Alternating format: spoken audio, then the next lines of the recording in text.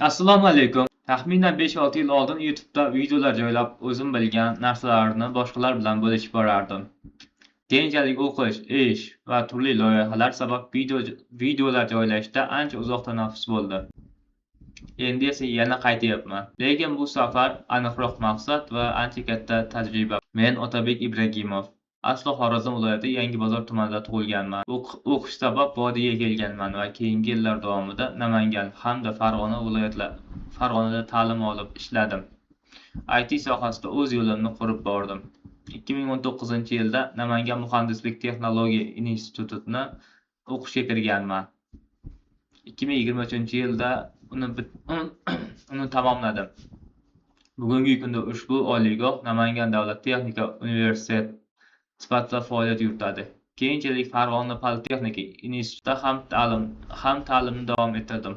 Hozirda u Farg'ona davlat texnika universiteti nomi bilan faoliyat olib bormoqda.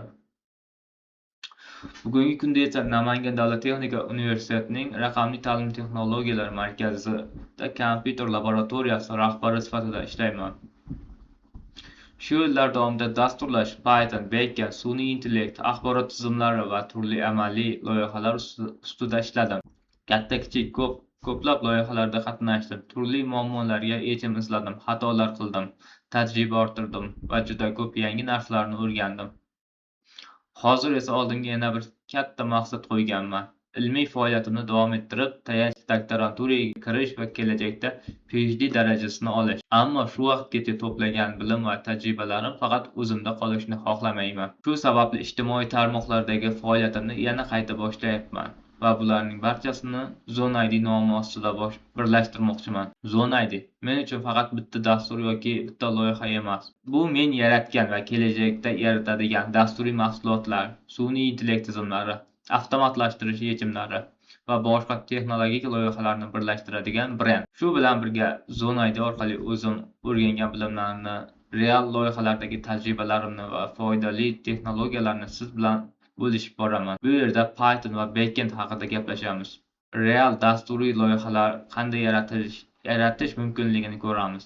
Serverlar, ma'lumotlar bazalari, API web va mobil tizimlar bilan ishlaymiz. Ba'zida tayyor loyihalarni tahlil qilamiz. Ba'zida esa biror g'oyani noldan boshlab ishlaydigan haqiqiy tizimgacha olib borishga harakat qilamiz. Faqat muvaffaqiyatlarni emas, ishlamagan yechimlar, qilingan xatolarim va ulardan qanday xulosa chiqarganimni ham ulashib borishni istayman. Chunki nazariy bilim muhim, lekin real loyiha ustida ishlaganda olinadigan tajriba butunlay boshqacha bo'ladi. Agar siz ham dasturlash, sun'iy intellekt, zamonaviy texnologiyalar va real loyihalar yaratishga qiziqsangiz, bu sahifada siz uchun foydali kontent bo'ladi degan umiddaman. Men Otabek Ibragimov.